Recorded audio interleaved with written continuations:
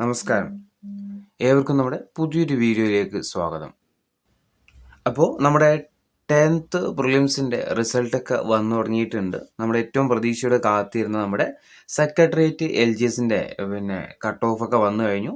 ലിസ്റ്റും വന്നു കഴിഞ്ഞു. ആൾമോസ്റ്റ് ഏകദേശം ഒരു 55,000 പേരാണ് നമ്മുടെ ലിസ്റ്റിലുള്ളത്. അപ്പോൾ അതിൽ നിന്ന് ഏകദേശം 2,000 പേരുള്ള ഒരു മെയിൻ ലിസ്റ്റ് ആയിരിക്കും വരാൻ പോകുന്നത്. അപ്പോൾ അത്രയും ടഫായിട്ടുള്ളൊരു എക്സാം തന്നെയായിരിക്കും നമുക്ക് ഇനി വരാൻ പോകുന്നത്. അപ്പോൾ അതിന് വേണ്ടിയിട്ട് നമ്മൾ ഇനി മുതൽ നമ്മുടെ ചാനലിൽ നല്ല രീതിയിൽ ഏറ്റവും നല്ല ക്വസ്റ്റ്യൻസ് ഉൾപ്പെടുത്തിക്കൊണ്ട് നല്ലൊരു മോക്ക് ടെസ്റ്റ് സീരീസ് ഇന്ന് മുതൽ ആരംഭിക്കുകയാണ്. അപ്പോൾ എന്ത് ചെയ്യുക, എക്സാം എഴുതുന്ന ആളുകളൊക്കെ നിങ്ങൾ ഏകദേശം പഠിച്ച് അങ്ങ് എത്തിയിട്ടുണ്ടാവും. ആ ഒരു എക്സാം എഴുതുന്ന അതേ ഭാവത്തോടു കൂടി തന്നെ പഠിച്ച കാര്യങ്ങളൊക്കെ അപ്ലൈ ചെയ്യാൻ പറ്റുന്നുണ്ടോ എന്നുള്ളത് ഇതിലൊന്ന് നോക്കുക. GK ഉണ്ട്, മാത്സ് ഉണ്ട്, ഇംഗ്ലീഷ് ഉണ്ട്, മലയാളം ഒക്കെ ഉൾപ്പെടുത്തിയിട്ടുള്ളൊരു 100 മാർക്കിൻ്റെ ക്വസ്റ്റ്യൻ ആണ്. അപ്പോൾ ജസ്റ്റ് നമുക്കൊന്ന് ചെയ്ത് നോക്കിയാലോ. ഒന്നാമത്തെ ചോദ്യം ഇതാണ്: താഴെ കൊടുത്തിരിക്കുന്നതിൽ നിന്ന് ശരിയായ പ്രസ്താവനകൾ ഏതൊക്കെയാണെന്ന് കണ്ടെത്തുക. തന്നിരിക്കുന്നതിൽ നിന്ന് ശരിയായിട്ടുള്ള പ്രസ്താവനകൾ ഏതൊക്കെയാണ്? 1. 2024 സാഹിത്യ നൊബേൽ പുരസ്കാരം ഹാൻകാങ്ങിനാണ് ലഭിച്ചത്. 2. സാഹിത്യ നൊബേൽ പുരസ്കാരം നേടുന്ന 18ാമത്തെ വനിതയും ആദ്യത്തെ ഏഷ്യൻ വനിതയും നൊബേൽ പുരസ്കാരം നേടുന്ന 2ാമത്തെ ദക്ഷിണ കൊറിയൻ വ്യക്തിയുമാണ് ഹാൻകാങ്. 3. ഹാൻകാങ് ദക്ഷിണ കൊറിയ പൗരത്വമാണ് ഉള്ളത്. അപ്പോൾ 3 പ്രസ്താവനയാണുള്ളത്. ഇതിൽ ഏതൊക്കെയാണ് ശരിയായിട്ടുള്ള പ്രസ്താവന എന്ന് കണ്ടുപിടിക്കാൻ വേണ്ടിയിട്ടാണ്. ഏതൊക്കെയാണ് നിങ്ങൾ നൊബേൽ സമ്മാനമൊക്കെ നോക്കിയിട്ടുണ്ടാവും അല്ലേ. ഒന്നാമത്തെ എന്താ പറയുന്നത്, 2024 സാഹിത്യ നൊബേൽ പുരസ്കാരം ആർക്കെന്നെ ലഭിച്ചത്? ഹാൻകാങ്ങിന് തന്നെയാണ്. സാഹിത്യ നൊബേൽ പുരസ്കാരം നേടുന്ന 18ാമത്തെ വനിതയും അതുപോലെ തന്നെ ആദ്യത്തെ ഏഷ്യൻ വനിതയും അതുപോലെ നൊബേൽ പുരസ്കാരം നേടുന്ന 2ാമത്തെ ദക്ഷിണ കൊറിയൻ വ്യക്തിയുമാണ് ആര്? ഹാൻകാങ്. അതും ശരിയാണ്, പഠിച്ചു വെക്കുക. ഹാൻകാങ് ഏത് പൗരത്വമാണ് ഉള്ളത്? ദക്ഷിണ കൊറിയയുടെ പൗരത്വമാണ് ഉള്ളത്. അപ്പോൾ 3 പ്രസ്താവനകൾ എന്താണ് ശരിയായിട്ടുള്ള പ്രസ്താവനയാണ്. അപ്പോൾ അറിയാത്തുണ്ടെങ്കിൽ അത് പഠിച്ചു വെക്കുക, ഇല്ലെങ്കിൽ 3 എന്താണ് ശരിയായിട്ടുള്ള പ്രസ്താവനകളാണ്. ഇനി രണ്ടാമത്തെ ചോദ്യം: താഴെ പറയുന്ന പ്രസ്താവനകൾ ഏതാണ് ശരിയായിട്ടുള്ള പ്രസ്താവനകൾ എന്ന് കണ്ടുപിടിക്കുക. 4 പ്രസ്താവന ഉണ്ട്. അപ്പോൾ ഈ 4 ഏതൊക്കെയാണ് ശരിയായിട്ടുള്ളത് എന്ന് കണ്ടുപിടിക്കാൻ വേണ്ടിയിട്ടാണ്. ഒന്നാമത്തത്, 2025 റിപ്പബ്ലിക് ദിനത്തിൽ കേരളത്തിൽ നിന്നും ടാബ്ലോക്കാണ് 1ാം സ്ഥാനം ലഭിച്ചത്. അതായത് 2025 റിപ്പബ്ലിക് ദിനത്തിൽ എല്ലാ സംസ്ഥാനങ്ങളിലും എന്ത് ചെയ്യും? ടാബ്ലോ അവതരിപ്പിക്കാറുണ്ട്. അതിൽ 1ാം സ്ഥാനം ലഭിച്ചത് കേരളത്തിനാണ്. രണ്ടാമത്തെ പ്രസ്താവന, 2025 റിപ്പബ്ലിക് ദിനത്തിൽ ന്യൂഡൽഹിയിലെ കർത്തവ്യ പഥിൽ നടത്തുന്ന പരേഡിന് സാക്ഷ്യം വഹിക്കാൻ വേണ്ടിയിട്ട് രാജ്യത്തിന്റെ വിവിധ ഭാഗങ്ങളിൽ നിന്ന് ക്ഷണിക്കപ്പെട്ട 10,000 പ്രത്യേക അതിഥികളിൽ കേരളത്തിൽ നിന്നുള്ള 22 പേര് ഉൾപ്പെടുന്നു.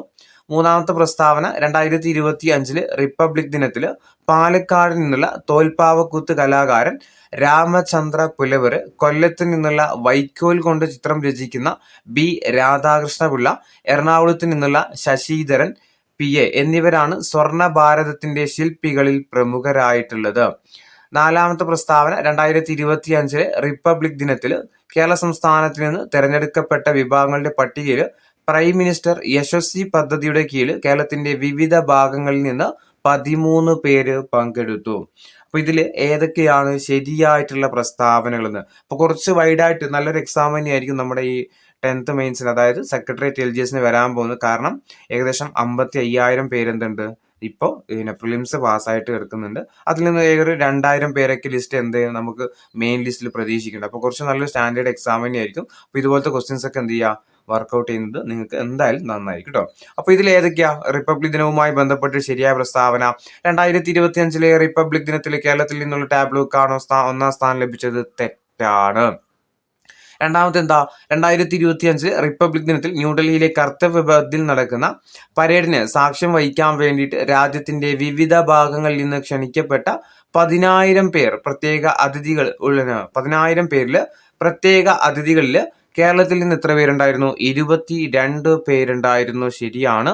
മൂന്നാമത്തെ പ്രസ്താവന, 2025 റിപ്പബ്ലിക് ദിനത്തിൽ പാലക്കാട് നിന്നുള്ള തോൽപ്പാവക്കൂത്ത് കലാകാരനായിട്ടുള്ള രാമചന്ദ്ര പുലവർ, കൊല്ലത്ത് നിന്നുള്ള വൈക്കോൽ കൊണ്ട് ചിത്രം രചിക്കുന്ന B രാധാകൃഷ്ണപിള്ള, എറണാകുളത്ത് നിന്നുള്ള ശശിധരൻ PA എന്നിവരാണ് എന്ത് ചെയ്തത്? സ്വർണ്ണ ഭാരതത്തിന്റെ ശില്പികളിൽ പ്രമുഖരായിട്ട് പങ്കെടുത്തത്. ഇനി 2025 റിപ്പബ്ലിക് ദിനത്തിൽ കേരള സംസ്ഥാനത്തിൽ നിന്ന് തെരഞ്ഞെടുത്ത വിഭാഗങ്ങളുടെ പട്ടികയിൽ പ്രൈം മിനിസ്റ്റർ യശസ്വി പദ്ധതിയുടെ കീഴിൽ കേരളത്തിന്റെ വിവിധ ഭാഗങ്ങളിൽ നിന്ന് എത്ര പേര് പങ്കെടുത്തു? 13 പേരും പങ്കെടുത്തു. അപ്പോൾ 2, 3, 4 ഇതിൽ ശരിയായിട്ടുള്ള പ്രസ്താവനകൾ പഠിച്ചു വെക്കുക.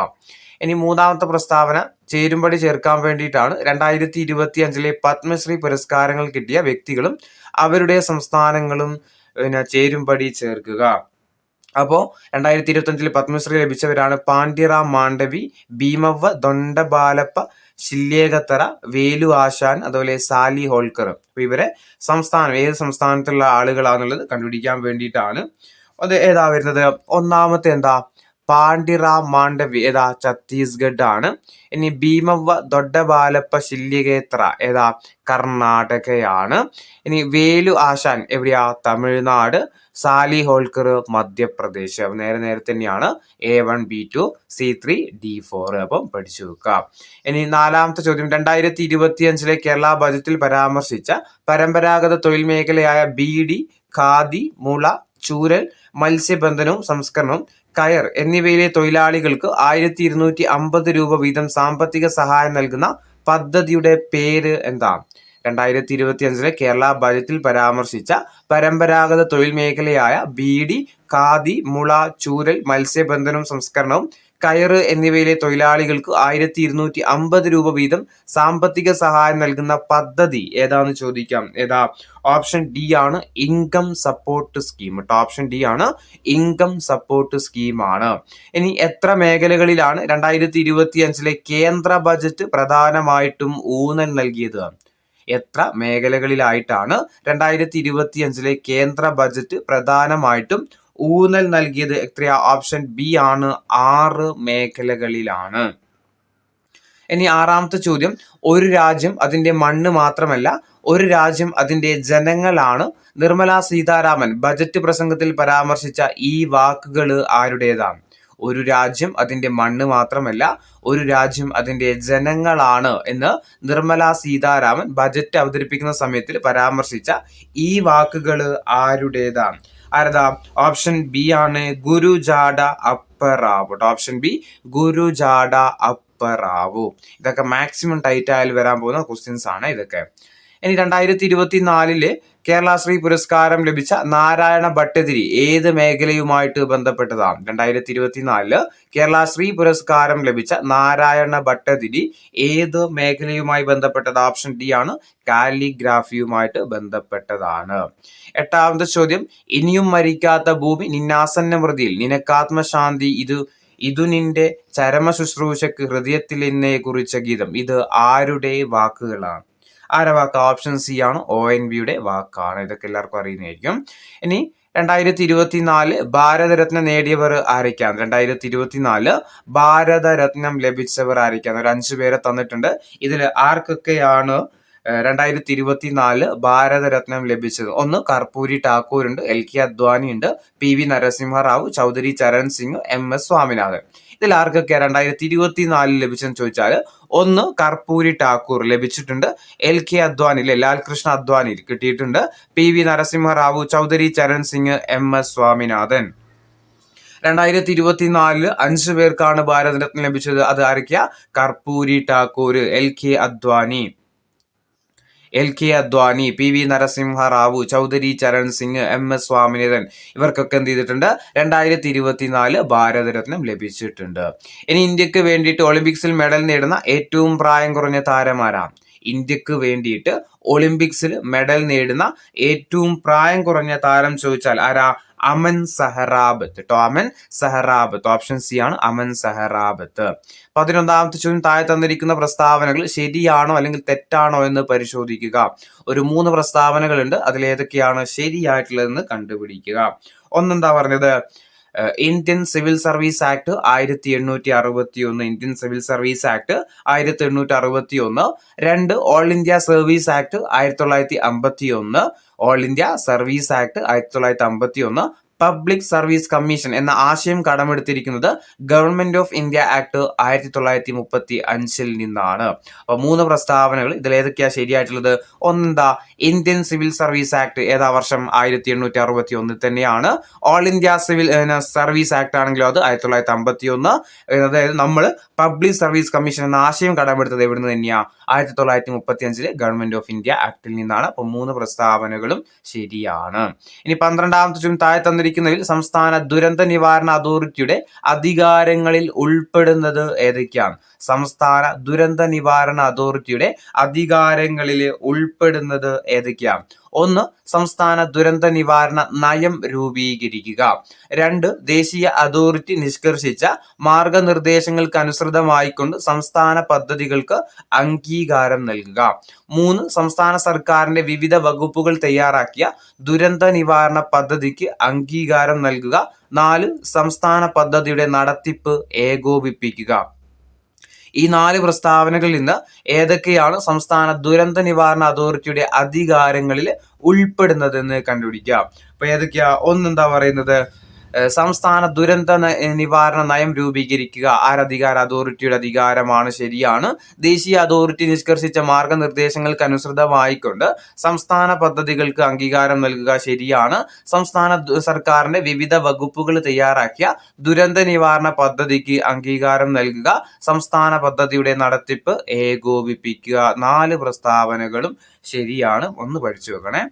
ഇനി 13ാമത്തെ ചോദ്യം, ജൈവ വൈവിധ്യ സംരക്ഷണം എന്ന മുഖ്യ ലക്ഷ്യത്തോടുകൂടെ സ്വിറ്റ്സർലാൻഡ് ആസ്ഥാനമായിട്ട് പ്രവർത്തിക്കുന്ന സ്വതന്ത്ര സംഘടന ഏതാണ്? ജൈവ വൈവിധ്യ സംരക്ഷണം എന്ന മുഖ്യ ലക്ഷ്യത്തോടുകൂടെ സ്വിറ്റ്സർലാൻഡ് ആസ്ഥാനമായിട്ട് പ്രവർത്തിക്കുന്ന സ്വതന്ത്ര സംഘടന ചോദിച്ചാൽ ഏതാ? ഓപ്ഷൻ ഡി ആണ്, IUCN ആണ്. ഇനി രാജസ്ഥാനിലെ ജനങ്ങളിൽ ജലസംരക്ഷണം എന്ന ലക്ഷ്യം വളർത്താനും അതിനുവേണ്ട മാർഗങ്ങൾ അവരിൽ എത്തിക്കാനും വേണ്ടിയിട്ട് ആരംഭിച്ച പ്രസ്ഥാനം ഏതാ? രാജസ്ഥാനിലെ ജനങ്ങളിൽ ജലസംരക്ഷണം എന്ന ലക്ഷ്യം വളർത്താനും അതിനു വേണ്ട മാർഗങ്ങൾ അവരിൽ എത്തിക്കാനും വേണ്ടിയിട്ട് ആരംഭിച്ച പ്രസ്ഥാനം ഏതാ? ഓപ്ഷൻ ഡി ആണ്, തരുൺ ഭാരത് സംഘ്. Option D, Tarun Bharat Sangh. ഇനി രാജവെമ്പാലയുടെ ആവാസ വ്യവസ്ഥക്ക് അനുയോജ്യമായ പൂയംകുട്ടി വനം സ്ഥിതി ചെയ്യുന്ന ജില്ല ഏതാ? രാജവെമ്പാലയുടെ ആവാസ വ്യവസ്ഥക്ക് അനുയോജ്യമായിട്ടുള്ള പൂയംകുട്ടി വനം സ്ഥിതി ചെയ്യുന്ന ജില്ല ഏതാ? ഓപ്ഷൻ ഡി ആണ്, എറണാകുളമാണ്. ഇനി താഴെ കൊടുത്തിരിക്കുന്ന പ്രസ്താവനകളിൽ ശരിയായത് ഏതൊക്കെയാണെന്ന് കണ്ടെത്തുക. തന്നിരിക്കുന്നതിൽ ശരിയായ പ്രസ്താവനകൾ ഏതൊക്കെയാണ് അല്ലെ? 1. സാമ്പത്തിക അടിയന്തരാവസ്ഥയെക്കുറിച്ച് പ്രതിപാദിക്കുന്ന ഭരണഘടനയിലെ ആർട്ടിക്കിൾ 360 ആണ്. 2. രാഷ്ട്രപതി സാമ്പത്തിക അടിയന്തരാവസ്ഥ പ്രഖ്യാപിച്ചാൽ 2 മാസത്തിനുള്ളിൽ പാർലമെന്റ് അംഗീകാരം നേടിയാൽ മതി. 3. സാമ്പത്തിക അടിയന്തരാവസ്ഥ രാഷ്ട്രപതിക്ക് ഏത് സമയം വേണമെങ്കിലും പിൻവലിക്കാം. ഇതിൽ ഏതൊക്കെയാണ് ശരിയായിട്ടുള്ള പ്രസ്താവനകൾ? ഒന്നെന്താ? സാമ്പത്തിക അടിയന്തരാവസ്ഥയെക്കുറിച്ച് പ്രതിപാദിക്കുന്ന ഭരണഘടനയിലെ ആർട്ടിക്കിൾ ഏതാ? ആർട്ടിക്കിൾ 360 തന്നെയാണ്. രാഷ്ട്രപതി സാമ്പത്തിക അടിയന്തരാവസ്ഥ പ്രഖ്യാപിച്ചു കഴിഞ്ഞാൽ 2 മാസത്തിനുള്ളിൽ എന്ത് ചെയ്താൽ മതി? പാർലമെന്റിന്റെ അംഗീകാരം നേടിയാൽ മതി. ശരിയാണ്. സാമ്പത്തിക അടിയന്തരാവസ്ഥ രാഷ്ട്രപതിക്ക് എന്ത് ചെയ്യാം? ഏത് സമയം വേണമെങ്കിലും പിൻവലിക്കാവുന്നതാണ്. 3 പ്രസ്താവനയും ശരിയാണ്. 18ാമത്തെ ചോദ്യം, ദേശീയ മനുഷ്യാവകാശ കമ്മീഷനുമായി ബന്ധപ്പെട്ടിട്ട് ശരിയായ പ്രസ്താവനകൾ ഏതൊക്കെയാണെന്ന് കണ്ടെത്തുക. ദേശീയ മനുഷ്യാവകാശ കമ്മീഷനുമായി ബന്ധപ്പെട്ടിട്ട് ശരിയായ പ്രസ്താവനകൾ ഏതൊക്കെയാണ്? 1. ദേശീയ മനുഷ്യാവകാശ കമ്മീഷൻ വാർഷിക റിപ്പോർട്ട് സമർപ്പിക്കുന്നത് ആർക്കാ? കേന്ദ്ര ഗവൺമെന്റിനാണ്. 2. വാർഷിക റിപ്പോർട്ടിന് പുറമെ ഇടക്കാല റിപ്പോർട്ടുകളും സമർപ്പിക്കാവുന്നതാണ്. 3. കേന്ദ്ര ഗവൺമെന്റ് റിപ്പോർട്ട് പിന്നീട് പാർലമെന്റിന് സമർപ്പിക്കുന്നു. അപ്പൊ ഇതില് ഏതൊക്കെയാണ് ദേശീയ മനുഷ്യാവകാശ കമ്മീഷനുമായി ബന്ധപ്പെട്ട് ശരിയായത്? ഒന്നെന്താ പറഞ്ഞേ? ദേശീയ മനുഷ്യാവകാശ കമ്മീഷൻ വാർഷിക റിപ്പോർട്ട് ആർക്കാ സമർപ്പിക്കുന്നത്? കേന്ദ്ര ഗവൺമെന്റിനാണ്. 2. വാർഷിക റിപ്പോർട്ടിന് പുറമെ ഇടക്കാല റിപ്പോർട്ടുകളും സമർപ്പിക്കാവുന്നതാണ്. കേന്ദ്ര ഗവൺമെന്റിന് സമർപ്പിക്കപ്പെട്ട റിപ്പോർട്ട് എന്ത് ചെയ്യും? അവർ പിന്നീട് പാർലമെന്റിൽ സമർപ്പിക്കുന്നു. അതും എന്താണ്? ശരിയാണ്. 3 പ്രസ്താവനകളും ശരിയാണ്. തന്നിരിക്കുന്ന പ്രസ്താവനകളിൽ ശരിയായത് ഏതൊക്കെയാന്ന് കണ്ടെത്തുക. തന്നിരിക്കുന്നതിൽ ശരിയായ പ്രസ്താവനകൾ ഏതൊക്കെയാണ്? 1. സംസ്ഥാന പബ്ലിക് സർവീസ് കമ്മീഷന്റെ റിപ്പോർട്ടുകളെ കുറിച്ച് പ്രതിപാദിക്കുന്ന ആർട്ടിക്കിൾ 323. സംസ്ഥാന പബ്ലിക് സർവീസ് കമ്മീഷന്റെ റിപ്പോർട്ടുകളെ കുറിച്ച് പ്രതിപാദിക്കുന്ന article 323. Kerala public service commission report സമർപ്പിക്കുന്നത് ആർക്കാ? ഗവർണർക്കാണ്. 3. കേരള പബ്ലിക് സർവീസ് കമ്മീഷൻ അംഗങ്ങളിൽ പകുതി പേര് 10 വർഷമെങ്കിലും ഗവൺമെന്റ് സർവീസിലുള്ള ആളുകളായിരിക്കണം. അപ്പൊ 3 പ്രസ്താവനയാണ് തന്നിട്ടുള്ളത്. ഇതിൽ ഏതൊക്കെയാണ് ശരിയായിട്ടുള്ള പ്രസ്താവനകൾ എന്ന് കണ്ടുപിടിക്കാൻ വേണ്ടിയിട്ട്. ഒന്നെന്താ പറഞ്ഞ സംസ്ഥാന പബ്ലിക് സർവീസ് കമ്മീഷന്റെ റിപ്പോർട്ടുകളെ കുറിച്ച് പ്രതിപാദിക്കുന്ന ആർട്ടിക്കിൾ 323 ശരിയാണ്. Kerala public service commission report സമർപ്പിക്കുന്നത് ആർക്കാ? ഗവർണർക്ക് തന്നെയാണ്. കേരള പബ്ലിക് സർവീസ് കമ്മീഷന്റെ അംഗങ്ങളിൽ പകുതി പേര് 10 വർഷമെങ്കിലും ഗവൺമെന്റ് സർവീസിലുള്ള ആളുകളായിരിക്കണം. ആണോ? ആയിരിക്കണം കേട്ടോ. അതും എന്താണ്? ശരിയാണ്. 3 പ്രസ്താവനകളും ശരിയാണ്. 20ാമത്തെ ചോദ്യം, തന്നിരിക്കുന്നതിൽ ശരിയായ പ്രസ്താവനകൾ ഏതൊക്കെയാണെന്ന് കണ്ടെത്തുക. ശരിയായിട്ടുള്ള പ്രസ്താവനകൾ ഏതൊക്കെയാണ്? 1. നെഹ്റു, അംബേദ്കർ തുടങ്ങിയവർ തദ്ദേശ സ്ഥാപനങ്ങളെ അനുകൂലിച്ചിരുന്നു. 2. 74ാം ഭേദഗതി നഗരപാലിക സമ്പ്രദായവുമായിട്ട് ബന്ധപ്പെട്ടതാണ്. 3. 73ാം ഭേദഗതി പഞ്ചായത്ത് രാജ് സംവിധാനവുമായിട്ട് ബന്ധപ്പെട്ടതാണ്. ഇതിൽ ഏതൊക്കെയാണ് ശരിയായിട്ടുള്ള പ്രസ്താവനകൾ? ഒന്നെന്താ പറഞ്ഞത്? നെഹ്റു, അംബേദ്കർ തുടങ്ങിയവർ തദ്ദേശ സ്ഥാപനങ്ങൾ, അതായത് പഞ്ചായത്തിനെയൊക്കെ അനുകൂലിച്ചിരുന്നു, പഞ്ചായത്ത് സിസ്റ്റത്തെ അനുകൂലിച്ചിരുന്നു. ശരിയാണോ? തെറ്റാണ്. 2 പേരും എന്ത് ചെയ്തിരുന്നു? എതിർക്കുകയാണ് ചെയ്തിരുന്നത്. നെഹ്റു, അംബേദ്കർ തുടങ്ങിയവര് തദ്ദേശ സ്ഥാപനങ്ങളെ എതിർത്തിരുന്നു. 2. 74ാം ഭേദഗതി എന്തുമായി ബന്ധപ്പെട്ടതാ? നഗരപാലികയുമായി ബന്ധപ്പെട്ട് തന്നെയാണ്. 73 ആണെങ്കിൽ ഏതാ? പഞ്ചായത്ത് രാജ് സംവിധാനവുമായിട്ട് ബന്ധപ്പെട്ടതാണ്. അപ്പോ ബിയും സിയുമാണ് ഇവിടെ ശരിയായിട്ടുള്ളത്. 21ാമത്തെ ചോദ്യം, കേന്ദ്ര വിവരാവകാശ കമ്മീഷനുമായി ബന്ധപ്പെട്ട പ്രസ്താവന വിലയിരുത്തുക. 1. നിലവിലെ കേന്ദ്ര മുഖ്യ വിവരാവകാശ കമ്മീഷണർ ഹീരാലാൽ സമരിയാണ്. 2. കേന്ദ്ര മുഖ്യ വിവരാവകാശ കമ്മീഷണറുടെ ശമ്പളം സുപ്രീം കോടതി ജഡ്ജിക്ക് തുല്യമാണ്. 2 പ്രസ്താവനയാണ്. ഇതിൽ ഏതൊക്കെയാണ് ശരിയായിട്ടുള്ള പ്രസ്താവന? ഒന്നെന്താ പറഞ്ഞത്? നിലവിലെ കേന്ദ്ര മുഖ്യ വിവരാവകാശ കമ്മീഷണർ ആര് തന്നെയാ? ഹീരാലാൽ സമരിയ തന്നെയാണ്. 1 ശരിയാണ്. 2. കേന്ദ്ര മുഖ്യ വിവരാവകാശ കമ്മീഷണറുടെ ശമ്പളം സുപ്രീം കോടതി ജഡ്ജിക്ക് തുല്യമാണ്. അതും എന്താണ്? ശരിയാണ്. 2 പ്രസ്താവനകളും ശരിയാണ്. ഇനി കുറച്ച് മലയാളം ക്വസ്റ്റ്യൻസ് ആണ്. വാക്സിൻ ആൻഡ് വാർണിംഗ് എന്നതിന്റെ അനുയോജ്യമായ മലയാള രൂപം ഏതാണ്? ഏതാ? ഓപ്ഷൻ സി ആണ്, വൃദ്ധിക്ഷയങ്ങളാണ്. ഏതാ? വൃദ്ധിക്ഷയങ്ങളാണ്. ഇനി ബീറ്റിംഗ് എബൌട്ട് ദി ബുഷ് എന്നതിന് സമാനമായ ശൈലി ഏതാണ്? ബീറ്റിംഗ് എബൌട്ട് ദി ബുഷ് എന്നതിന് സമാനമായ ശൈലി ഏതാ? വളച്ചുകെട്ടി പറയുക. ഓപ്ഷൻ ഡി ആണ്, വളച്ചുകെട്ടി പറയുക. ഇനി did you read the book I gave you എന്നതിന്റെ ഏറ്റവും സ്വാഭാവികമായിട്ടുള്ള വിവർത്തനം ഏതാണ്? Did you read the book I gave you എന്നതിന്റെ സ്വാഭാവികമായ വിവർത്തനം ഏതാണ്? ഏതാ? ഓപ്ഷൻ എ ആണ്, ഞാൻ തന്ന പുസ്തകം നീ വായിച്ചോ. ഓപ്ഷൻ എ, ഞാൻ തന്ന പുസ്തകം നീ വായിച്ചോ. Did you read the book I gave you. ഇനി ഛന്ദസ് എന്ന് പറഞ്ഞാൽ എന്താണ്? ഛന്ദസ് എന്ന് പറഞ്ഞാൽ എന്താണ്? എന്താ ഛന്ദസ് എന്ന് പറഞ്ഞു കഴിഞ്ഞാൽ ഓപ്ഷൻ ബി ആണ്, ഒരു പദത്തിലെ അക്ഷരങ്ങളുടെ എണ്ണം കേട്ടോ. ഒരു പദത്തിലെ അക്ഷരങ്ങളുടെ എണ്ണത്തെയാണ് ഛന്ദസ് എന്ന് പറയുന്നത്. ഇനി 26ാമത്തെ ചോദ്യം, ഒരു വാക്കിന് വ്യത്യസ്തങ്ങളായ 2 അർത്ഥങ്ങൾ കൽപ്പിക്കുന്ന അലങ്കാരം ഏതാണ്? ഒരു വാക്കിന് വ്യത്യസ്തങ്ങളായ 2 അർത്ഥങ്ങൾ കൽപ്പിക്കുന്ന അലങ്കാരം ഏതാണ്? ഏതാ? ഓപ്ഷൻ ബി ആണ്, ശ്ലേഷമാണ്. Option B ശ്ലേഷമാണ്. ഇനി തന്നിരിക്കുന്നതിൽ ശരിയായ പ്രയോഗം ഏതാണ്? തന്നിരിക്കുന്നതിൽ ശരിയായ പ്രയോഗം ഏതാണ്? ഏതാ? 10 രൂപയാട്ടോ. ഓപ്ഷൻ സി ആണ്, 10 രൂപയാണ്. 28ാമത്തെ ചോദ്യം, വേൽക്കാർ മാംഗോയ്ക്കൽ നടന്ന കഥകളെ വിസ്തരിച്ചു പറഞ്ഞു കേൾപ്പിച്ചു. ഈ വാക്യത്തിലെ മുറ്റുവിന ഏതാ? തന്നിരിക്കുന്നതിലെ മുറ്റുവിന ഏതാ? ഓപ്ഷൻ ഡി ആണ്, പറഞ്ഞു എന്നുള്ളതാണ്. ഓപ്ഷൻ ഡി, പറഞ്ഞു എന്നതാണ്. ഇനി കന്മദം എന്ന പദത്തിലെ സന്ധി ഏതാണ്? കന്മദം എന്ന പദത്തിലെ സന്ധി ഏതാ? ഏതാ? ആദേശ സന്ധിയാട്ടോ. ഓപ്ഷൻ ബി, ആദേശ സന്ധിയാണ്. ഇനി മലയാള അക്ഷരമാലയിലെ ഘോഷി എന്ന പേരിൽ അറിയപ്പെടുന്ന വർണ്ണം ഏതാണ്? മലയാള അക്ഷരമാലയിലെ ഘോഷി എന്ന പേരിൽ അറിയപ്പെടുന്ന വർണ്ണം ഏതാണ്? ഏതാ? ഓപ്ഷൻ ബി ആണ്, ഹായ് ആട്ടോ. ഏതാ? ഹായ് ആണ്. 31ാമത്തെ ചോദ്യം, മണിപ്രവാളം എന്ന സമസ്ത പദത്തിന്റെ പ്രസിദ്ധി എന്താ? മണിപ്രവാളം എന്ന സമസ്ത പദത്തിന്റെ പ്രസിദ്ധി എന്താണ്? എന്താ? ഓപ്ഷൻ ബി ആണ്, സംസ്കൃതവും കേരള വ്യവഹാര ഭാഷയും ചേർന്ന സാഹിത്യ ഭാഷയാണ് ഏത് പേരിൽ അറിയപ്പെടുന്നത്? മണിപ്രവാളം എന്ന പേരിൽ അറിയപ്പെടുന്നത്. അപ്പോൾ 10 മലയാളം കഴിഞ്ഞു. ഇനി 10 ഇംഗ്ലീഷ് ചോദ്യങ്ങളാണ്. The adjective form of the riches is. റിച്ചസിന്റെ അഡ്ജക്റ്റീവ് ഫോം എന്താ? റിച്ചസിന്റെ അഡ്ജക്റ്റീവ് ഫോം എന്താ? ഓപ്ഷൻ എ ആണ് റിച്ച് ആട്ടോ. ഏതാ? റിച്ച് ആണ്. ഇനി dash exciting the journey was. Dash exciting the journey was. ഏതാ വരിക? ഓപ്ഷൻ ബി ആണ് ഹൗ ആട്ടോ. How exciting the journey was.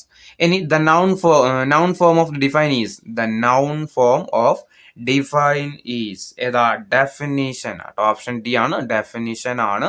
35 we have been waiting for the bus dash 11 AM. We have been waiting for the bus dash 11 AM. ഏതാ? Since അല്ലെ, 11 മണി മുതൽ അല്ലെ, since ആണ്. ഇനി this is the place dash I saw the snake. This is the place dash I saw the snake. ഏതാ? Where അല്ലെ. Option A ആണ്, വേർ ആണ്. ഇനി 37ാമത്തെ ചോദ്യം, he manage to live dash the earnings from the gambling. He manage to live dash the earnings from gambling. എന്താ? On ആട്ടോ. On the earnings കേട്ടോ. On the earnings. 38ാമത്തെ ചോദ്യം, dash is he up to. Dash is he up to. എന്താ വരിക? Option C ആണ്, what is he up to. Option C, what is he up to. 39ാമത്തെ ചോദ്യം, Mahatma Gandhi dash in 1948. Mahatma Gandhi dash in 1948. ഏതാ? Was killed അല്ലെ. Was killed. Option D ആണ്, was killed. ഇനി one of the animals in the zoo dash dead. One of the animals in the zoo dash dead. എന്താ വരിക? Is ആട്ടോ. Option B ആണ്, is ആണ്. 41ാമത്തെ ചോദ്യം, in which part of the sentence is the mistake. തന്നിരിക്കുന്നതിൽ mistake ആയിട്ടുള്ള part ഏതായിരിക്കും? ഏതാ? ആസ് ഫാസ്റ്റ് ലൈക്ക് എന്നുള്ളത്. ഓപ്ഷൻ ഡി ആണ്, ആസ് ഫാസ്റ്റ് ലൈക്ക് എന്നുള്ളത് തെറ്റാണ്. അപ്പം 10 ഇംഗ്ലീഷും കഴിഞ്ഞു. 10 ഇംഗ്ലീഷ് കഴിഞ്ഞ് ഇനി 10 മലയാളം ഉണ്ട്. 10 മാത്സ് കൂടി ഉണ്ട്. കുറച്ച് താഴോട്ടാണ് തോന്നുന്നത്. ഇനി 1952 മുതൽ 1988 വരെയുള്ള കാലഘട്ടത്തിൽ ലോക്സഭയിലെ സ്ത്രീ പ്രാതിനിധ്യ നിരക്ക് എത്രയാണ്? 1952 മുതൽ 1998 വരെയുള്ള കാലഘട്ടത്തിൽ ലോക്സഭയിലെ സ്ത്രീ പ്രാതിനിധ്യ നിരക്ക് എത്രയാ? ഓപ്ഷൻ ഡി ആണ്, 5.9%. ഇനി മുസിരിസ് എന്ന പുരാതന തുറമുഖത്ത് ഏത് വിദേശ രാജ്യം കച്ചവടത്തിൽ ഏർപ്പെട്ടിരുന്നു? തന്നിരിക്കുന്നതിൽ മുസിരിസ് എന്ന പുരാതന തുറമുഖത്ത് ഏത് വിദേശ രാജ്യമാണ് കച്ചവടത്തിൽ ഏർപ്പെട്ടിരുന്നത്? ഏതാ? ഓപ്ഷൻ ഡി ആണ്, റോം ആട്ടോ. ഏതാ? റോം ആണ്. ഇനി റഷ്യൻ പനോരമയുടെ കർത്താവ് ആരാ? റഷ്യൻ പനോരമ എന്ന കൃതിയുടെ കർത്താവ് ചോദിച്ചാൽ ആരാ? KPS മേനോൻ. ഓപ്ഷൻ എ ആണ്, KPS മേനോൻ ആണ്.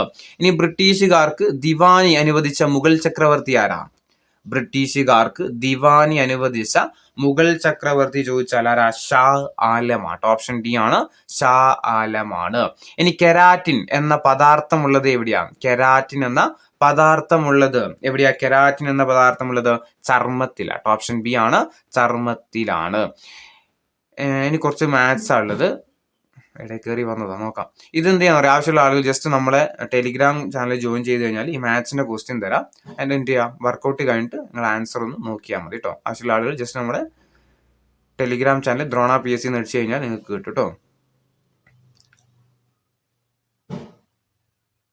ഇതൊക്കെ മാത്സ് ആണ്. 10 മാത്സ് ഉണ്ട്. ഇനി 62ാമത്തെ ചോദ്യം, വിവര സാങ്കേതിക വിദ്യാ നിയമം 2000 പ്രകാരം സ്വകാര്യത ലംഘിക്കുന്നതിനുള്ള ശിക്ഷയെപ്പറ്റി ചുവടെ ചേർക്കുന്ന ഏത് സെക്ഷനിലാണ് പ്രതിപാദിക്കുന്നത്? സ്വകാര്യത ലംഘനത്തെ പറ്റിയുള്ള ശിക്ഷയെ പറ്റി പറയുന്ന സെക്ഷൻ ഏതാണ്? IT ആക്ട് പ്രകാരമുള്ള സെക്ഷൻ ചോദിച്ചാൽ ഏതായിരിക്കും? ഓപ്ഷൻ സി ആണ്, 66E ആട്ടോ. ഓപ്ഷൻ സി 66E ആണ്. ഇനി വിവര സാങ്കേതിക വിദ്യാ നിയമം 2000 സെക്ഷൻ 65 എന്തിനെ കുറിച്ചാണ് പറയുന്നത്? IT ആക്ട് 65 കുറിച്ച് എന്താ പറയുന്നത്? IT ആക്ട് 65 എന്താ പറയുന്നത്? ഓപ്ഷൻ ഡി ആണ്, കമ്പ്യൂട്ടർ ഉറവിട രേഖകളിലെ കൃത്രിമത്തെ കുറിച്ച് പറയുന്നതാണ് IT ആക്ട് 65. ഇനി കേരളത്തിലെ അലാമിക്കളി എന്ന അനുഷ്ഠാന കലാരൂപം പ്രചാരത്തിലുണ്ടായിരുന്ന ജില്ല ഏതാ? കേരളത്തിൽ അലാമിക്കളി എന്ന അനുഷ്ഠാന കലാരൂപം പ്രചാരത്തിലുണ്ടായിരുന്ന ജില്ല ഏതാണ്? ഓപ്ഷൻ ബി ആണ് കാസർഗോഡ് ആട്ടെ. ഏതാ? കാസർഗോഡാണ്. ഇനി രാജ്യസഭയുമായി ബന്ധപ്പെട്ട് ശരിയായ പ്രസ്താവനകൾ ഏതൊക്കെയാണെന്ന് കണ്ടെത്തുക. രാജ്യസഭയുമായി ബന്ധപ്പെട്ടിട്ട് ശരിയായ പ്രസ്താവനകൾ ഏതൊക്കെയാണെന്ന് കണ്ടെത്തുക. ഒന്ന്, രാജ്യസഭ ഇന്ത്യൻ സംസ്ഥാനങ്ങളെ പ്രതിനിധാനം ചെയ്യുന്നു. 2, രാജ്യസഭ അംഗങ്ങളെ തിരഞ്ഞെടുക്കുന്നത് സംസ്ഥാന മന്ത്രിസഭയാണ്. 3, പരോക്ഷമായി തിരഞ്ഞെടുക്കുന്ന സഭയാണ് രാജ്യസഭ. അപ്പൊ 3 പ്രസ്താവനയുള്ളത്. ഇതിൽ ഏതൊക്കെയാണ് രാജ്യസഭയുമായി ബന്ധപ്പെട്ടിട്ട് ശരിയായതെന്ന് കണ്ടെത്തും അല്ലെ. 1, രാജ്യസഭ എന്താ? Council of Indian States എന്നറിയപ്പെടുന്നുണ്ട്. അപ്പൊ അത് ശരിയാണ്. കൗൺസിൽ ഓഫ് ഇന്ത്യൻ സ്റ്റേറ്റ്സ് എന്നറിയപ്പെടുന്ന ഏതാ? രാജ്യസഭയാണ്. ശരിയാണ്. രാജ്യസഭ അംഗങ്ങളെ തിരഞ്ഞെടുക്കുന്ന സംസ്ഥാന മന്ത്രിസഭയല്ല, സംസ്ഥാനത്തെ നിയമസഭയിലെ അംഗങ്ങളാണ് ആരെ തിരഞ്ഞെടുക്കുന്നത്? രാജ്യസഭാ അംഗങ്ങളെ തിരഞ്ഞെടുക്കുന്നത്. 3, പരോക്ഷമായിട്ട് തന്നെയാണ് അല്ലെ, നമ്മൾ നേരിട്ടല്ല അല്ലെ, നമ്മൾ തിരഞ്ഞെടുത്ത ആളുകളാണ് എന്ത് ചെയ്യുന്നത്? രാജ്യസഭാ അംഗങ്ങളെ തിരഞ്ഞെടുക്കുക. അപ്പൊ അത് പരോക്ഷമാണ്. ശരിയാണ്. അപ്പോൾ 1ഉം 3ഉം ആണ് ഇതിൽ ശരിയായിട്ടുള്ളത്. ഇനി താഴെ പറയുന്നതിൽ തെറ്റായ പ്രസ്താവന ഏതാന്ന് കണ്ടെത്തുക. തന്നിരിക്കുന്നതിൽ തെറ്റായിട്ടുള്ള പ്രസ്താവന ഏതാന്ന് കണ്ടെത്തുക. തെറ്റില്ലേ. ഒന്നാമത്തെ എന്താ? പ്രധാനമന്ത്രി ഇല്ലാതെയും മന്ത്രിസഭക്ക് നിലനിൽക്കാം. 2, പ്രധാനമന്ത്രി സത്യപ്രതിജ്ഞ ചെയ്യുന്നതിന് മുമ്പേ തന്നെ മന്ത്രിസഭ നിലവിൽ വരുന്നു. പ്രസിഡന്റിനെയും മന്ത്രിസഭയെയും പരസ്പരം ബന്ധിപ്പിക്കുന്നത് സ്പീക്കറാണ്. ഇതിൽ ഏതൊക്കെയാണ് തെറ്റായിട്ടുള്ള പ്രസ്താവനകൾ? ഒന്നെന്താ? പ്രധാനമന്ത്രി ഇല്ലാതെ മന്ത്രിസഭ നിലനിൽക്കോ? തെറ്റ്. പ്രധാനമന്ത്രി ഇല്ലെങ്കിൽ എന്തില്ല? മന്ത്രിസഭ നിലംപതിക്കും, മന്ത്രിസഭ ഉണ്ടാവില്ല. പ്രധാനമന്ത്രി സത്യപ്രതിജ്ഞ ചെയ്യുന്നതിന് മുമ്പേ മന്ത്രിസഭ നിലവിൽ വരുമോ? അതും തെറ്റാണ്. മന്ത്രിസഭ നിലവിൽ വരണത്തിന് ആദ്യം സത്യപ്രതിജ്ഞ ചെയ്യണം? പ്രധാനമന്ത്രി സത്യപ്രതിജ്ഞ ചെയ്യണം. 3, പ്രസിഡന്റിനെയും മന്ത്രിസഭയും പരസ്പരം ബന്ധിപ്പിക്കുന്നത് സ്പീക്കർ ആണ്. ആണോ? അല്ല. ആരാ? പ്രധാനമന്ത്രിയാണ് അല്ലെ. പ്രസിഡന്റിനെയും മന്ത്രിസഭയും തമ്മിൽ ബന്ധിപ്പിക്കുന്ന കണ്ണി ആരാന്ന് ചോദിച്ചാൽ അത് പ്രധാനമന്ത്രിയാണ്. അപ്പോൾ 3 പ്രസ്താവനകൾ എന്താണ്? തെറ്റാണ്. ഇനി കോടതികളുടെ അധികാരങ്ങളുമായി ബന്ധപ്പെട്ടിട്ട് ശരിയായ പ്രസ്താവനകൾ ഏതൊക്കെയാണെന്ന് കണ്ടെത്തുക. കോടതികളുടെ അധികാരങ്ങളുമായി ബന്ധപ്പെട്ടിട്ട് ശരിയായ പ്രസ്താവനകൾ. 1, നിയമകാര്യങ്ങളിൽ സുപ്രീം കോടതിക്ക് പ്രസിഡന്റിനെ ഉപദേശിക്കാം. നിയമകാര്യങ്ങളിൽ സുപ്രീം കോടതിക്ക് പ്രസിഡന്റിനെ ഉപദേശിക്കാം. 2, സംസ്ഥാനങ്ങൾ തമ്മിലുള്ള പ്രശ്നങ്ങൾ ഹൈക്കോടതിയാണ് തീർപ്പാക്കുന്നത്. 3, ഹൈക്കോടതിക്ക് റിട്ടുകൾ പുറപ്പെടുവിക്കാം. അപ്പൊ 3 പ്രസ്താവനയുണ്ട്. ഇതിൽ ഏതൊക്കെയാണ് ശരിയായിട്ടുള്ളത്? ഒന്നെന്താ? നിയമകാര്യങ്ങൾ സുപ്രീം കോടതിക്ക് എന്ത് ചെയ്യാൻ പറ്റും? പ്രസിഡന്റിനെ ഉപദേശിക്കാൻ പറ്റും കേട്ടോ. ശരിയാണ്. നിയമകാര്യങ്ങളിൽ സുപ്രീം കോടതിക്ക് എന്ത് ചെയ്യാൻ പറ്റും? പ്രസിഡന്റിനെ ഉപദേശിക്കാം. 2, സംസ്ഥാനങ്ങൾ തമ്മിലുള്ള പ്രശ്നങ്ങൾ ഹൈക്കോടതിയാണ് തീർപ്പാക്കുന്നത്. നമ്മളും തമിഴ്നാടും തമ്മിൽ എന്തെങ്കിലും പ്രശ്നം വന്നു കഴിഞ്ഞാൽ അതിൽ ഒത്തുതീർപ്പാക്കുന്നത് ആരായിരിക്കും? സുപ്രീം കോടതിയാണ്. ഹൈക്കോടതിയല്ല. ആരാ? സുപ്രീം കോടതിയാണ്. ഇനി ഹൈക്കോടതിക്ക് റിട്ടുകൾ പുറപ്പെടുവിക്കാം. റിട്ട് പുറപ്പെടുവിക്കാൻ അധികാരമുള്ള 2 കോടതികളേ ഉള്ളൂ. ഒന്ന് ഹൈക്കോടതിയും ഒന്ന് സുപ്രീം കോടതിയുമാണ്. അപ്പൊ ഇതില് ശരിയായ പ്രസ്താവനകൾ 1ഉം 3ഉമാണ്. ഇനി റൈറ്റ് ടു കോൺസ്റ്റിറ്റ്യൂഷണൽ റെമഡീസ് എന്തുമായി ബന്ധപ്പെട്ട് ശരിയായ പ്രസ്താവനകൾ ഏതൊക്കെയാണെന്ന് കണ്ടെത്തുക. 1, ആർട്ടിക്കിൾ 226 പ്രകാരം ഒരു പൗരന് മൗലിക അവകാശം പുനഃസ്ഥാപിക്കാൻ ഹൈക്കോടതിയെ സമീപിക്കാൻ കഴിയും. 2, ആർട്ടിക്കിൾ 32 പ്രകാരം ഒരു പൗരന് മൗലിക അവകാശം പുനഃസ്ഥാപിക്കാൻ സുപ്രീം കോടതിയെ സമീപിക്കാൻ കഴിയും. 3, ആർട്ടിക്കിൾ 32 പ്രകാരം ഒരു പൗരന് മൗലിക അവകാശം പുനഃസ്ഥാപിക്കാൻ ഹൈക്കോടതിയെ സമീപിക്കാവുന്നതാണ്. അപ്പൊ ഇതിലേതൊക്കെയാണ് റിട്ടുമായി ബന്ധപ്പെട്ടിട്ട് ശരിയായ പ്രസ്താവനകൾ എന്ന് കണ്ടുപിടിക്കാനാണ് പറഞ്ഞിരിക്കുന്നത് അല്ലെ. ഇതിലേതൊക്കെയാ ശരിയായിട്ടുള്ള പ്രസ്താവന? 1, ഹൈക്കോടതി റിട്ട് പുറപ്പെടുവിക്കുന്ന ആർട്ടിക്കിൾ ചോദിച്ചാൽ ഏതാ? 226 അപ്പൊ ഒന്നാമത്തെ പ്രസ്താവന ശരിയാ അല്ലെ. ആർട്ടിക്കിൾ 226 പ്രകാരം ഒരു പൗരന് എന്ത് ചെയ്യാൻ പറ്റും? മൗലിക അവകാശം പുനഃസ്ഥാപിക്കാൻ വേണ്ടിയിട്ട് എവിടെ സമീപിക്കാം? ഹൈക്കോടതിയെ സമീപിക്കാം. അപ്പൊ 226 പ്രകാരമാണ്, ആർട്ടിക്കിൾ 226 പ്രകാരമാണ് ഒരു പൗരന് ഹൈക്കോടതിയെ മൗലിക അവകാശം പുനഃസ്ഥാപിക്കാൻ വേണ്ടിയിട്ട് സമീപിക്കാൻ കഴിയുന്നത്. രണ്ടാമത്തത് ആർട്ടിക്കിൾ 32 പ്രകാരം ഒരു പൗരന് മൗലിക അവകാശം പുനഃസ്ഥാപിക്കാൻ എവിടെ സമീപിക്കാൻ കഴിയും? സുപ്രീം കോടതിയിലും സമീപിക്കാൻ കഴിയും. രണ്ടാമത്തെ പ്രസ്താവനയും ശരിയാണ്. അപ്പൊ മൂന്നാമത്തെ പ്രസ്താവന എന്താ? തെറ്റാൽ. ഇവിടെ എന്താ പറഞ്ഞത്? 32 പ്രകാരം ഹൈക്കോടതി സമീപിക്കാന്നാ പറഞ്ഞത്. അപ്പൊ തെറ്റാണ്. ഹൈക്കോടതിയെ സമീപിക്കുന്നത് ആർട്ടിക്കിൾ 226 പ്രകാരമാണ്. സുപ്രീം കോടതിയാണെങ്കിൽ ആർട്ടിക്കിൾ 32 പ്രകാരമാണ്. നേരെ തിരിച്ചാ ചോദിക്കുന്നെങ്കിലോ, ഹൈക്കോടതിയുടെ റിട്ട് അധികാരത്തെ കുറിച്ച് പറയുന്ന ആർട്ടിക്കിൾ ഏതാന്ന് ചോദിച്ചാൽ ഏതാ? ആർട്ടിക്കിൾ 226 തന്നെയാണ്. ഇനി സുപ്രീം കോടതിയുടെ റിട്ട് അധികാരത്തെ പറ്റി പറയുന്ന ആർട്ടിക്കിൾ ചോദിച്ചാൽ ഏതാ? അത് ആർട്ടിക്കിൾ 32മാണ്. ഇനി ഹിമാലയത്തിന്റെ ഏത് ഭാഗത്താണ് കരേവ നിക്ഷേപങ്ങൾ കാണപ്പെടുന്നത്? കരേവ നിക്ഷേപങ്ങൾ കാണപ്പെടുന്നത് എവിടെ? ഹിമാലയത്തിന്റെ ഏത് ഭാഗത്താണ് കരേവ നിക്ഷേപങ്ങൾ കാണപ്പെടുന്നത് എവിടെയാ? കാശ്മീർ ഹിമാലയത്തിലാണ്. ഓപ്ഷൻ ഡി കാശ്മീർ ഹിമാലയത്തിലാണ്. ഇനി രണ്ടാം ലോക മഹായുദ്ധകാലത്തെ അച്ചുതണ്ട് ശക്തികളിൽ പെടാത്ത രാഷ്ട്രം ഏതാണ്? അപ്പോൾ അച്ചുതണ്ട് ശക്തികൾ ഏതൊക്കെയാന്ന് പറഞ്ഞാൽ പെടാത്തത് മനസ്സിലാവും അല്ലെ? ഏതൊക്കെയാ അച്ചുതണ്ട് ശക്തികളാണ്? ജപ്പാന്, ഇറ്റലി, ജർമ്മനി അല്ലെ? ജപ്പാന്, ഇറ്റലി, ജർമ്മനിയാണ്. ഫ്രാൻസ് എന്തല്ല? അച്ചുതണ്ട് ശക്തിയിൽ ഉൾപ്പെട്ട രാജ്യമല്ല. അച്ചുതണ്ട് ശക്തികളാണ് ജപ്പാന്, ഇറ്റലി, ജർമ്മനി. ഈ തന്നിരിക്കുന്ന സംഭവങ്ങളെ ശരിയായ കാലഗണനാക്രമത്തിൽ ക്രമീകരിക്കുക. അപ്പോൾ ഒന്നാമത്തെ എന്താ? ലോങ് മാർച്ച് അല്ലെ? ചൈനീസ് ലോങ് മാർച്ച് ഏതാ വർഷം? 1934 പിന്നെ ഏതാ? ചൈനയിലെ റിപ്പബ്ലിക്കൻ വിപ്ലവം 1911 അല്ലേ? പിന്നെ മഹത്തായ സാംസ്കാരിക വിപ്ലവം 66-67 കാലഘട്ടത്തിൽ 1967 എഴുതുന്നുണ്ട്. പിന്നെ ജപ്പാന്റെ ചൈന ആക്രമണം ഏത്? 1937 1937 അപ്പം ആദ്യം വരേണ്ടത് ഏത്? 1911, അതായത് ചൈനയിലെ റിപ്പബ്ലിക്കൻ വിപ്ലവം വരണം. രണ്ടാമത് ലോങ് മാർച്ച്, 3 ജപ്പാന്റെ ചൈന ആക്രമണം, 4 മഹത്തായ സാംസ്കാരിക വിപ്ലവം വരണം അല്ലേ? പിന്നെ ആൻസർ ഏതാ വരിക?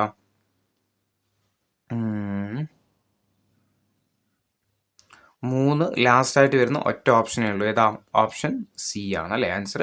അപ്പോൾ വർഷങ്ങൾ ജസ്റ്റ് പഠിച്ചു വെച്ചു. ലോങ് മാർച്ച് 1934, ചൈനയിലെ റിപ്പബ്ലിക്കൻ വിപ്ലവം 1911, മഹത്തായ സാംസ്കാരിക വിപ്ലവം 1967 കേട്ടോ.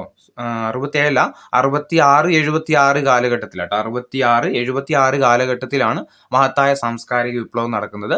ജപ്പാന്റെ ചൈന ആക്രമണം ചോദിച്ചാൽ 1937 മുതൽ 45 വരെയാണ്. ഇനി സ്വാതന്ത്ര്യ സമര കാലഘട്ടത്തിലെ 4 പ്രധാന സംഭവങ്ങളും അവ നടന്ന വർഷങ്ങളും താഴെ തന്നിരിക്കുന്നു. അവ ചേരുംപടി ചേർക്കുക. അതായത് സംഭവം ഇവിടെ തന്നിട്ടുണ്ട്. രണ്ടാം വട്ടമേശ സമ്മേളനം, പ്രവിശ്യകളിലെ കോൺഗ്രസ് മന്ത്രിസഭകൾ രാജിവെച്ചു, ഗാന്ധിജി നിസ്സഹകരണ പ്രസ്ഥാനം നിർത്തിവെച്ചു, ബർദോളി സത്യാഗ്രഹം. താഴെ വർഷങ്ങൾ തന്നിട്ടുണ്ട്. 1922, 28, 31, 39. രണ്ടാം വട്ടമേശ സമ്മേളനം ഏതാ വർഷം? രണ്ടാം വട്ടമേശ സമ്മേളനം ഏതാ വർഷം? രണ്ടാം വട്ടമേശ സമ്മേളനം നടന്ന വർഷം 1931 അല്ലെ? 1931.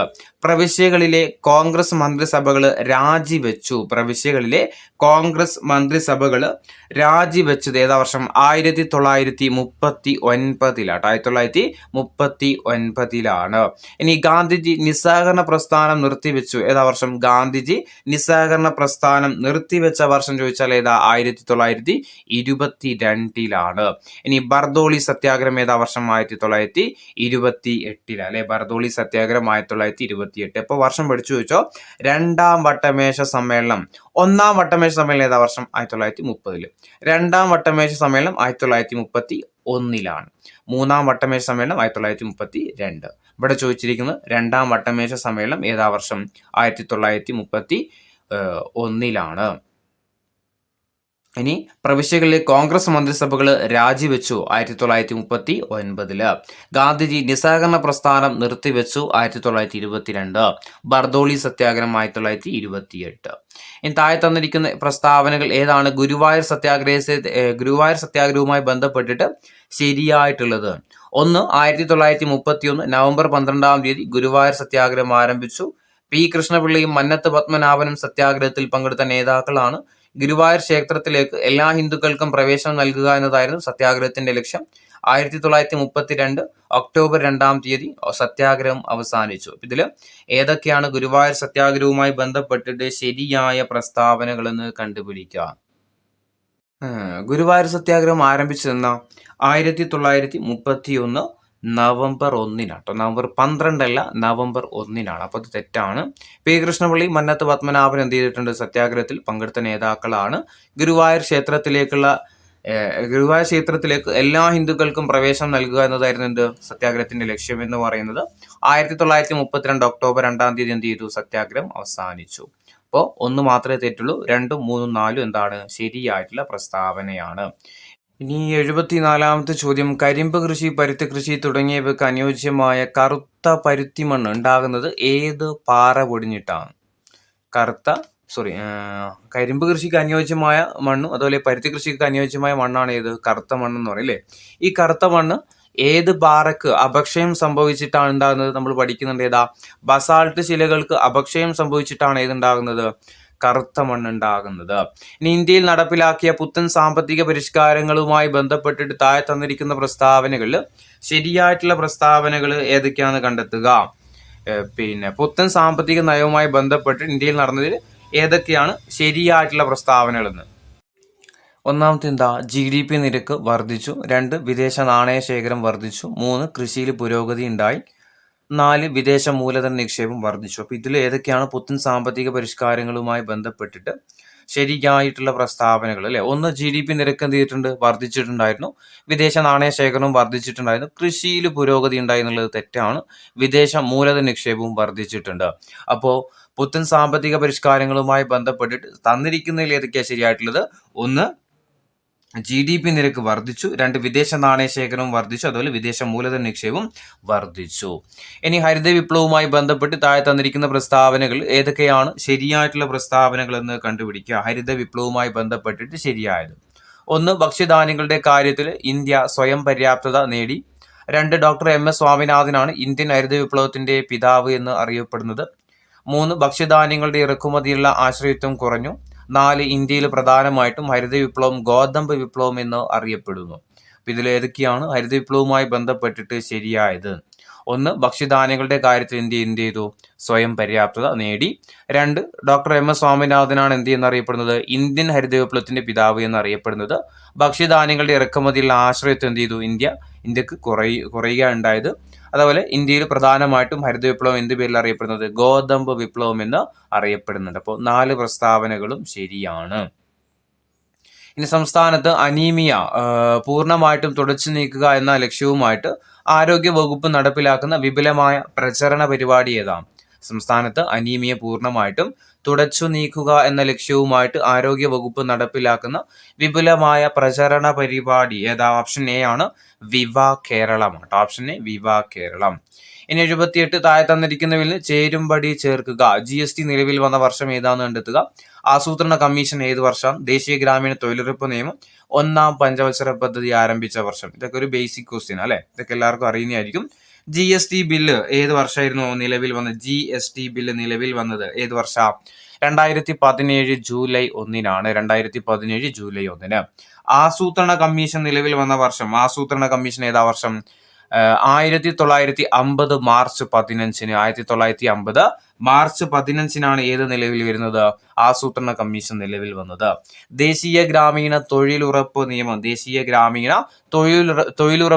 2005 ഓഗസ്റ്റ് 23. 2005 ഓഗസ്റ്റ് 23.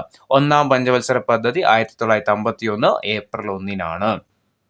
അപ്പോൾ GST നിലവിൽ വന്നതെന്ന 2017 ജൂലൈ 1, ആസൂത്രണ കമ്മീഷൻ 1950 മാർച്ച് 15, ദേശീയ ഗ്രാമീണ തൊഴിലുറപ്പ് നിയമമാണെങ്കിൽ 2005 ഓഗസ്റ്റ് 23, 1ാം പഞ്ചവത്സര പദ്ധതി ആരംഭിച്ചത് 1951 ഏപ്രിൽ 1-നാണ്. ഇനി നീതി ആയോഗുമായി ബന്ധപ്പെട്ട് താഴെ തന്നിരിക്കുന്ന പ്രസ്താവനകളിൽ ശരിയായത് ഏതൊക്കെയാണെന്ന് കണ്ടെത്തുക. നീതി ആയോഗുമായി ബന്ധപ്പെട്ടിട്ട് ശരിയായ പ്രസ്താവനകൾ ഏതൊക്കെയാണ്? ഒന്നെന്താ? ആസൂത്രണത്തിന് വേണ്ടിയിട്ടും അതുപോലെ പ്ലാനിംഗ് കമ്മീഷന് പകരം നിലവിൽ വന്ന ഭരണ സംവിധാനമാണ് ഏത്? നീതി ആയോഗ്. 2 നീതി ആയോഗിന്റെ ആദ്യത്തെ അധ്യക്ഷൻ പ്രധാനമന്ത്രി ശ്രീ നരേന്ദ്രമോദിയാണ്. 2015 ജനുവരി 1-നാണ് നീതി ആയോഗ് നിലവിൽ വന്നത്. നീതി ആയോഗിന്റെ ആസ്ഥാനം ഡൽഹിയിലാണ്. അപ്പൊ ഇതിൽ ഏതൊക്കെയാണ് നീതി ആയോഗുമായി ബന്ധപ്പെട്ടിട്ട് ശരിയായത്? ഒന്നെന്താ പറഞ്ഞത്? ആസൂത്രണത്തിന് വേണ്ടിയിട്ട് പ്ലാനിംഗ് കമ്മീഷന് പകരം നിലവിൽ വന്ന സംവിധാനമാണ് ഏത്? നീതി ആയോഗ്. ശരിയാണ്. നീതി ആയോഗിന്റെ ആദ്യത്തെ അധ്യക്ഷൻ ആരായിരുന്നു? നരേന്ദ്രമോദിയാണ്. നിലവിലെ അധ്യക്ഷനോ? അദ്ദേഹം തന്നെയാണ്, മോദി തന്നെയാണ്. 2015 ജനുവരി 1-നാണ് നീതി ആയോഗ് നിലവിൽ വന്നത്. 2015 ജനുവരി 1-നാണ് ഏത് നിലവിൽ വന്നത്? നീതി ആയോഗ് നിലവിൽ വന്നത്. നീതി ആയോഗിന്റെ ആസ്ഥാനം എവിടെയാ? ന്യൂഡൽഹി തന്നെയാണ്. 4 പ്രസ്താവനകളും ശരിയാണ്.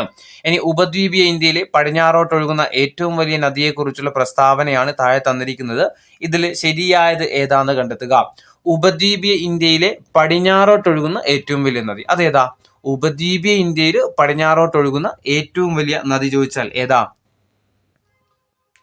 ഒരു കാര്യം ഓർക്കാം, ഉപദ്വീപീയ ഇന്ത്യയിലെ ഏറ്റവും വലിയ നദി ചോദിച്ചാൽ ഏതാ? അത് ഗോദാവരി. ഉപദ്വീപീയ ഇന്ത്യയിലെ ഏറ്റവും വലിയ നദി ചോദിച്ചാൽ ഗോദാവരി. പക്ഷെ ഇവിടെ എന്താ ചോദിച്ചിരിക്കുന്നത്? ഉപദ്വീപീയ ഇന്ത്യയിൽ തന്നെ പടിഞ്ഞാറോട്ടൊഴുകുന്നതിൽ ഏറ്റവും വലിയ നദി ഏതാ? അത് നർമ്മദ അല്ലെ? അപ്പൊ നർമ്മദയെ സംബന്ധിച്ച് ഇതിൽ ശരിയായ പ്രസ്താവന എന്ന് പറയുന്നത് ഏതാ? ഛത്തീസ്ഗഡിലെ മൈക്കില നിരയിൽ നിന്നാണ് ഏത് ഉത്ഭവിക്കുന്നത്? നർമ്മദ നദി ഉത്ഭവിക്കുന്നത്. ബാക്കിയൊക്കെ തെറ്റാണ്. അപ്പോൾ ഉപദ്വീപ് ഇന്ത്യയിലെ ഏറ്റവും വലിയ നദി ചോദിച്ചാൽ ഏതാ? ഗോദാവരിയാണ്. ഉപദ്വീപ് ഇന്ത്യയിലെ ഏറ്റവും വലിയ നദി അത് പടിഞ്ഞാറോട്ട് ഒഴുകുന്നത് എന്ന് എടുത്തു ചോദിക്കുകയാണെങ്കിൽ ഏതാ? അത് നർമ്മദയാണ്. ഇനി താഴെ പറയുന്ന നവോത്ഥാന നായകരിൽ ഒരേ വർഷം ജനിച്ചവർ ആരൊക്കെയാണ്? തന്നിരിക്കുന്നതിൽ നവോത്ഥാന നായകന്മാരിൽ ഒരേ വർഷം ജനിച്ചവർ ആരൊക്കെയാ? ഡോക്ടർ പൽപുവും അയ്യങ്കാളിയും കേട്ടോ. ഓപ്ഷൻ ഡി ആണ്, ഡോക്ടർ പൽപുവും അയ്യങ്കാളിയുമാണ്. ഇനി ഗ്രന്ഥി കോശങ്ങളിൽ കൂടുതലായിട്ട് കാണപ്പെടുന്ന കോശാംഗം ഏതാണ്? ഗ്രന്ഥി കോശങ്ങളിൽ കൂടുതലായിട്ട് കാണപ്പെടുന്ന കോശാംഗം ചോദിച്ചാൽ ഏതാ? ഗോൾജി കോംപ്ലക്സ് ആട്ടോ. ഏതാ? ഗോൾജി കോംപ്ലക്സ് ആണ്.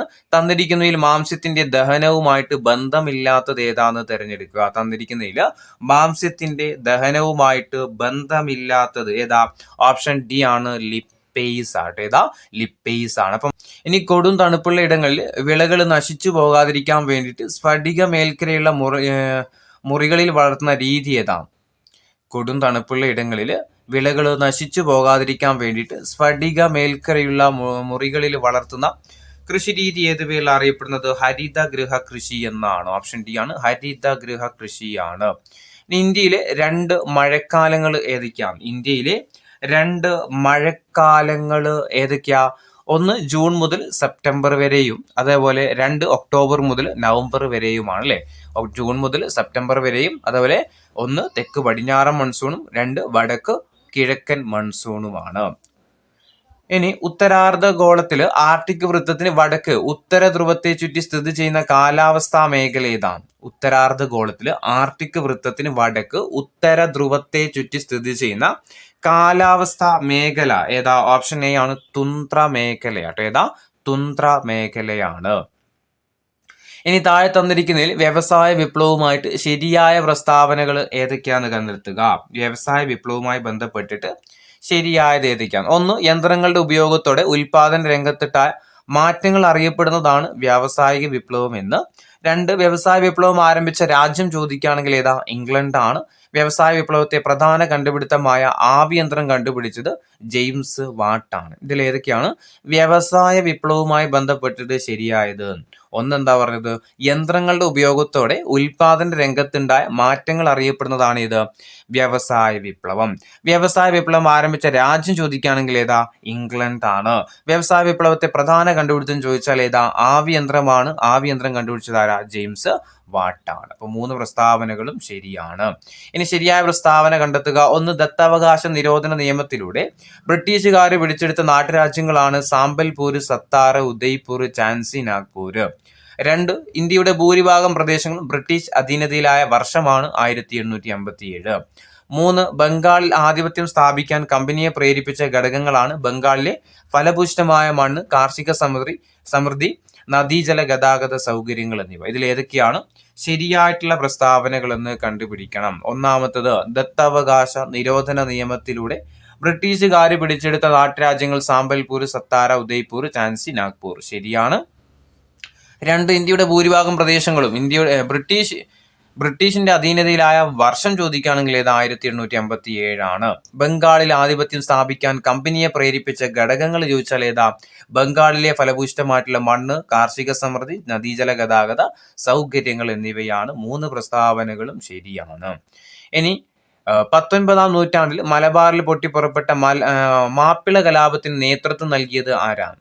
19ാം നൂറ്റാണ്ടിൽ മലബാറിൽ പൊട്ടിപ്പുറപ്പെട്ട മലബാർ കലാപത്തിന് അല്ലെങ്കിൽ മാപ്പിള കലാപത്തിന് നേതൃത്വം നൽകിയത് ആരായിരുന്നു? 1 പാട്ടക്കുടിയാന്മാരായ മാപ്പിളമാർ, 2 പാട്ടക്കുടിയാന്മാരായ ജന്മിമാർ. ഇതിൽ ആരായിരുന്നു 19ാം നൂറ്റാണ്ടിൽ മലബാറിൽ പൊട്ടിപ്പുറപ്പെട്ട മാപ്പിള കലാപത്തിന് നേതൃത്വം നൽകിയെന്ന് ചോദിച്ചാൽ ആരാ? പാട്ടകുടിയാന്മാരായ മാപ്പിളമാരാട്ടോ. ആരാ? പാട്ടകുടിയാന്മാരായ മാപ്പിളമാരാണ്.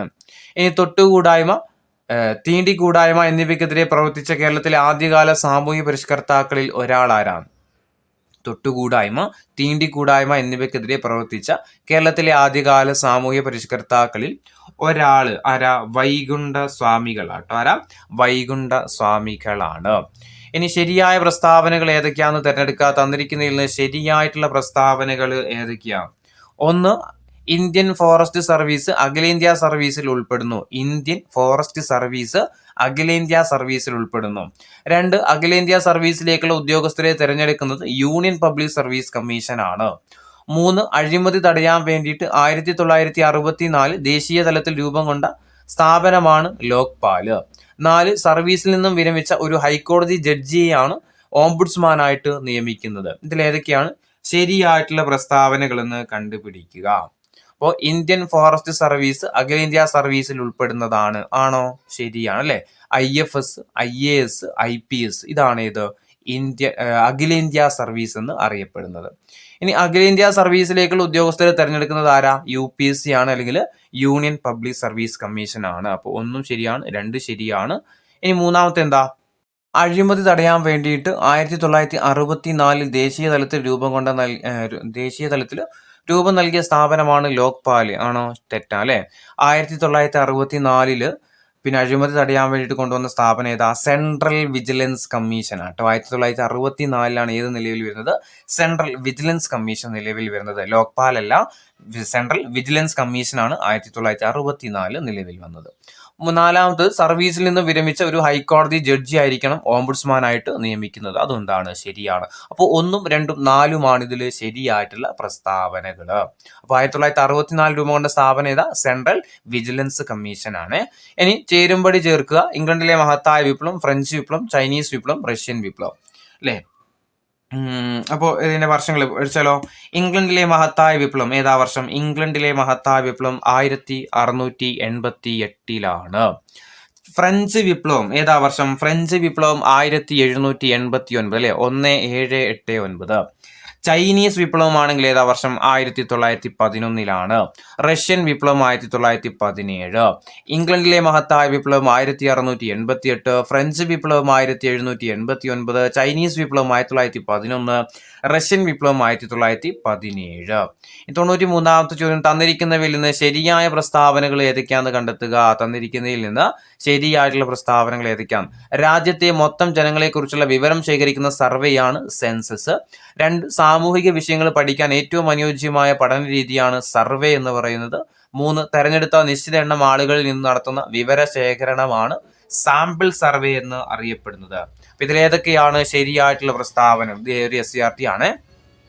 ഒന്നാമത്തെ എന്താ പറഞ്ഞാൽ? രാജ്യത്തെ മൊത്തം ജനങ്ങളെ കുറിച്ചുള്ള വിവരം ശേഖരിക്കുന്ന സർവേയാണ് സെൻസസ്. ശരിയാണോ? ശരിയാണ്.